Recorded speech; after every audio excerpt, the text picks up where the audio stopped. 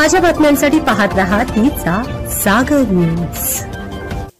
धर्मवीर छत्रपती संभाजी महाराजांनी स्वराज्य आणि धर्मासाठी दिलेलं बलिदान अनमोल आहे।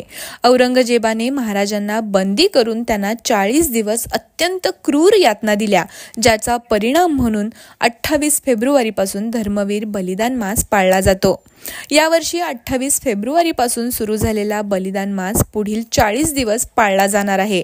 यामध्ये पुरुषांमध्ये मुंडन करणे, गोड पदार्थांचा त्याग करणे, चप्पल न घालणे आणि जमिनीवर झोपणे यांसारख्या कृतींमधून श्रद्धांजली अर्पण केली जाते।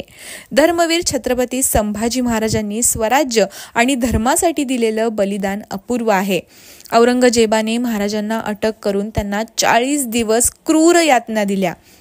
त्यांचेच बलिदान हे स्वराज्य आणि धर्मासाठी होतं।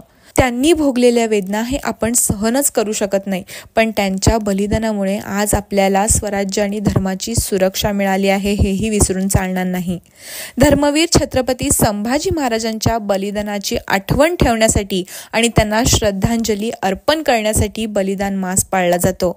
हा महिना त्याग, सहनशीलता आणि बलिदान यांचे महत्त्व शिकवतो।